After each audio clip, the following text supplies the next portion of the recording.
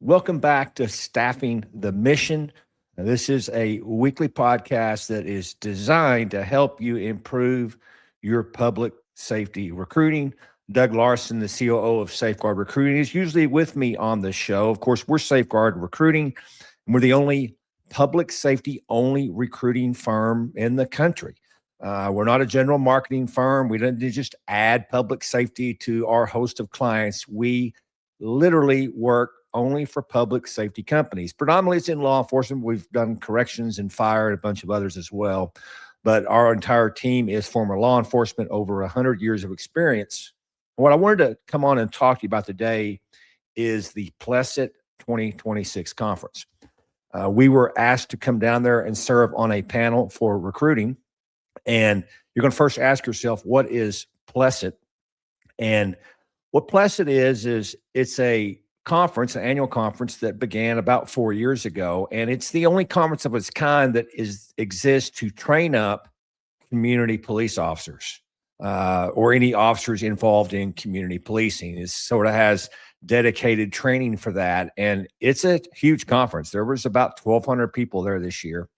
And the way they set the conference up is they build 19 core classes. Recruiting is one of them.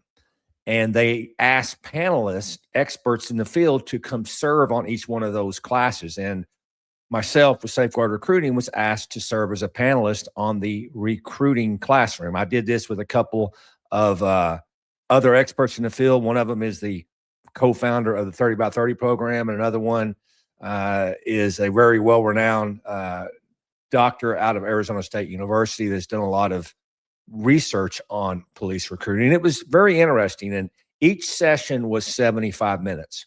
It was set up as 60 minutes of lecture or discussion and then 15 minutes of question and answer. And the reason I wanted to kind of talk to you about what occurred here is it really blew my mind.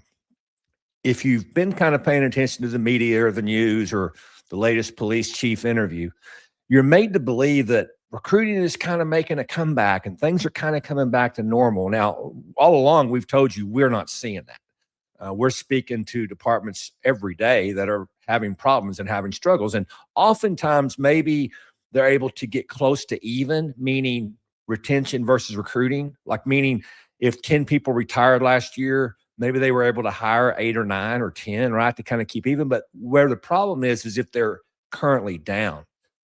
We've spoken to clients down 50, 60, 70 officers. And if you're down that many officers, you've got to increase the front funnel, increase your pipeline exponentially to even catch up. And so we are years away from that if we don't sort of gather the details that need to be done. Now, we've said this here time and time again. This is not hard to do. We do this all the time for people. But what I learned from PLECET was everyone's struggling. And so I'll tell you sort of how these classes were made up. We taught 4 sessions over the course of 2 days. And they basically, when you sign up to go to the conference, it's an excellent conference, you're told you're put in a cohort. So not the entire 1,100 people didn't come to our training. I think it's split up into thirds or fourths.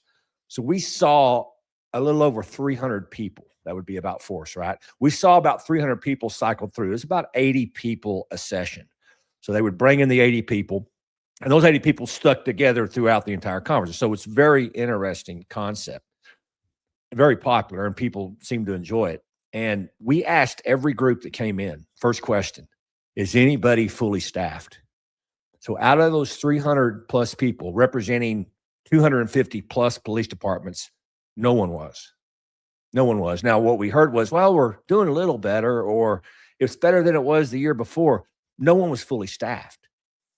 And that really blew my mind because this is not hard to do. And if you've been following our content, we explain this each and every week. But I only had about 15 minutes. Each panelist went about 15, 16 minutes. And then we open up for questions and answer. And so that makes it difficult because, I mean, I can explain to you in 15 minutes what to do, but you got to be kind of careful with what you say, make sure you're saying the right thing. So I sort of took in, if I was to get 15 minutes in front of anybody, what would I say to make them better? Now, the goal here wasn't to sell Safeguard Recruiting. It wasn't to try to get new clients.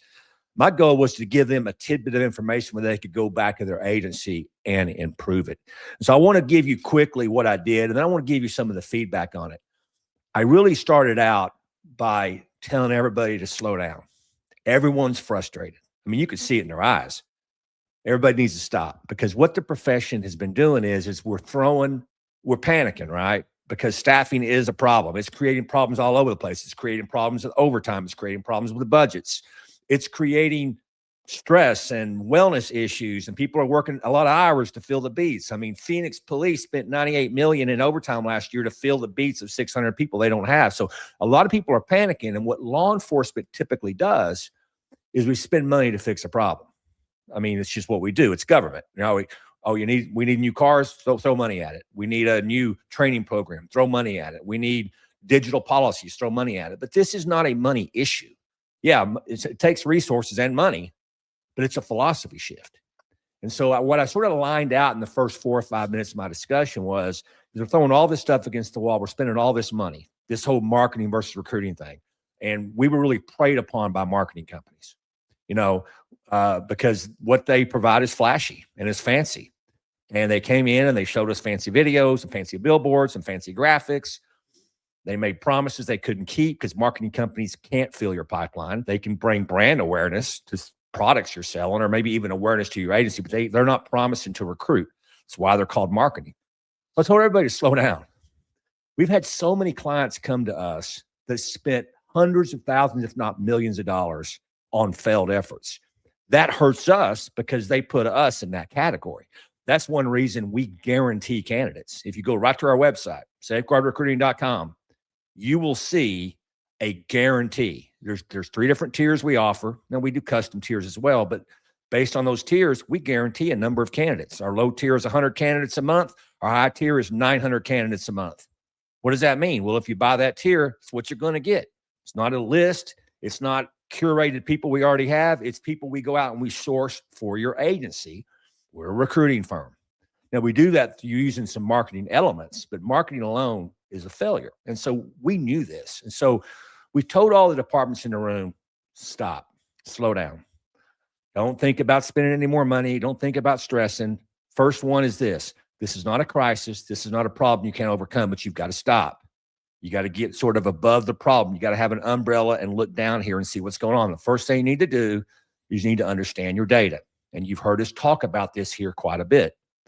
You need to know how many people that you need to talk to get interested in to get an application. And then you need to know how many applications it takes to make a hire. Once you know that data, you know what you're looking at. So if you're down, say, 50 officers, you can't just run out there and do everything you think you need to do.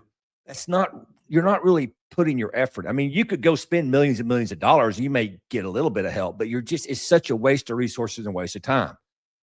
If you're down 50 officers, the first thing you need to know is, well, how many applications does it take to hire one person? Let's just say it takes 10. So now you know you need what? What is that? 500 applications to hire 50, right?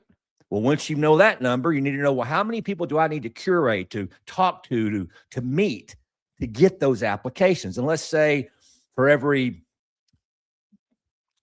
just say it's 50%. If you talk to 100 people, you get 50 applications. By the way, that's a number we can easily do through our automated processes and our software. We see that time and time again. If you're using an old government system, it's going to take a lot more than that. We're seeing as high as a 90% drop off if you're using a registered type HR system. But that's a whole nother talking point. You can go back on our blogs and our podcasts and hear us talk about software and the importance of being mobile friendly, mobile ready with the new generation. But let's say it's that 2 to 1. That means you need to talk to 1,000 people to get 500 applications to hire 50. Right now, it may be a little more complicated than that. Do you have the bandwidth to take all those applications? Do you have the bandwidth to do all the background checks? Are you moving them through the pipeline smoothly? Our software is really why that is built, and that's cheap as $2,000 a year. It's really no excuse. But that's what you need to know. And then once you know that, you need to know where the friction is. So first step was know the data. Actually, first step was calm down, quit stressing, quit throwing everything on the wall, hoping something will stick. Number 2, It's know the data. Number three, understand the friction points. What does this mean? This means your drop-off rate. So if 1,000 people are coming in the front door, but you're losing half of them before they take the test, or you're losing 2/3 of them before the interview, you got to find out why. What's going on here? What are we doing on our end that's causing this? We talked about a lot of those issues, right? I mean, I just talked to you about registration, old school software, not communicating with people, not automating things. All these things affect friction. And that's the more you have to work to get what you need to get. And so you have to understand this. And then once you know all that, it really is just about building the front end funnel, building a large net to throw out there and target the people you want and bring them in. If you need more qualified candidates, you need more diversity in candidates, you need more candidates. It's that simple. This is a numbers game. That's, of course, what Safeguard, that's what we do. And we're successful every time we do that. I mean, we've got clients we're sending thousands to every month. And so this is not a big deal, but what we're seeing by and large is we're not sure what to do. We're kind of panicking. We're throwing a ton of money at it. We're not seeing it work. And we just go, oh, it's a crisis. So that's kind of what I broke down for them. And the response was pretty amazing. I mean, I've been teaching various stuff around the country for, 15, 20 years. And they were standing in line to talk to us about the problem. They're very passionate. And so what I didn't really know is we speak to a lot of recruiters every day here, but I didn't know that in a lot of smaller departments, the community police officers kind of have the recruiting function as well. Come to think of it, it's kind of a brilliant idea, right? Because, I mean, what's more than community policing than trying to recruit from the community and fill your department? So a lot of these officers were part-time recruiters, and they, of course, had no expertise in it. They had no knowledge in it. They're frustrated because they don't see anything working. So we ended up having several meetings with them, setting up several meetings right there at the conference to help out a lot of agencies. But one of the growing patterns that I saw, and this is very disturbing, is most of these agencies were using other companies. And they're very frustrated. And the reason they're frustrated is they're spending a lot of money, but they're not getting many people at all. And they just don't understand why. And when I walk them back to the decision to pick this company and why they picked the company, by and large, it was, man, they kind of wooed us, right? It was kind of, they showed us some fancy pictures and fancy websites and kind of showed us all this glitz and glam, and it just kind of impressed us. But the problem is you can have all that and not improve your recruiting. And so what I told them is what I'll tell you if you're talking to any company. Just stop with all that and just ask them this. If I spend X amount of money, how many candidates am I going to get? Right? Now, not applications, because a lot of times applications are a direct product of your process. If you've got a really bad process and you're not communicating and you don't have the appropriate software to take mobile-friendly applications, your applications are going to suffer. But about the candidates, the people that are maybe interested in your job, how many do you promise? Well, I'm not saying they're not out there, but other than us, no one's going to promise you that. No one. Because to a marketing company, by the way, a lot of people are calling themselves recruiting for law enforcement. They're just marketing companies. To a marketing company, their goal is to keep taking monthly money. And that's just, and what they're going to do is they're going to send people to your website through advertising. Whatever money you spend on advertising, they're going to pocket 80 to 90% of it.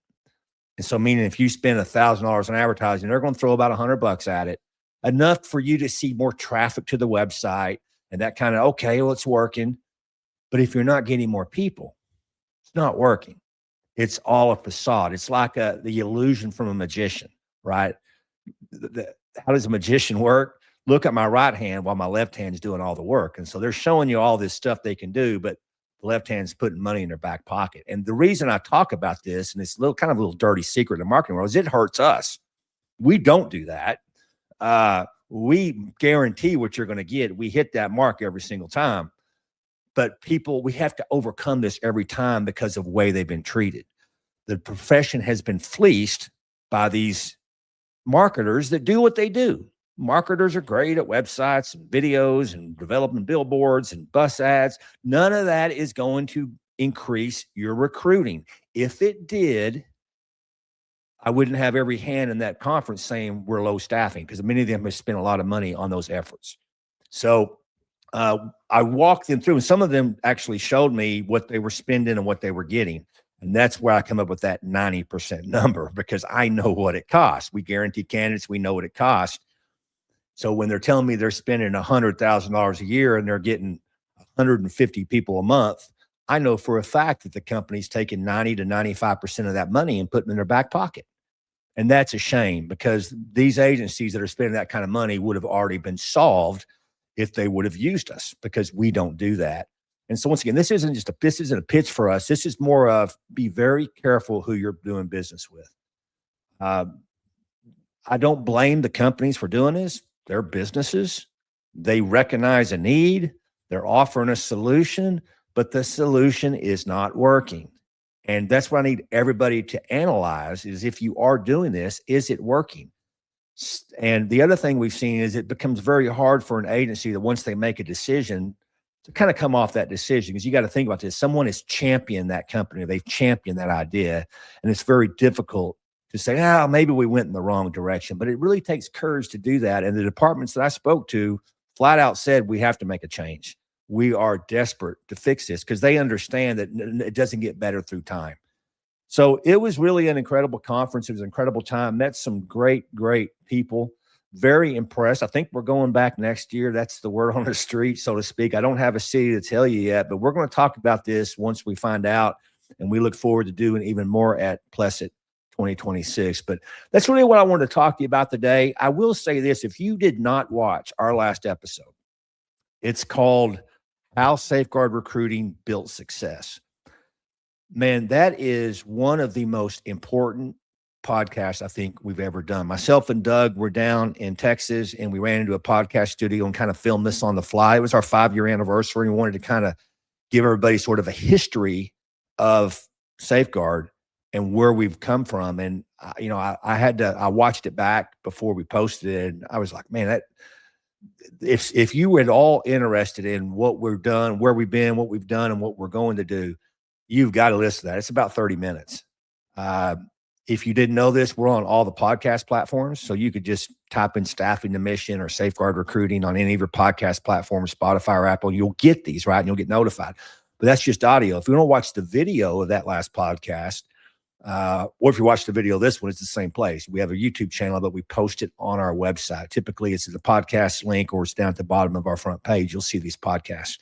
But that one from last week, it's kind of worth watching. It was pretty interesting, pretty dynamic, and I highly encourage it. But that's it. Listen, if you're watching and listening to this, you're in a tiny, tiny club. There's not a lot of people that are interested in this. So if you're interested, you certainly care about where your agency is going. And when it comes to issues such as leadership, there's nothing more important. And so I'm thankful you're listening. I'm thankful you're watching. If we could ever do anything to help you, please reach out to us, safeguardrecruiting.com. We'll see you next week.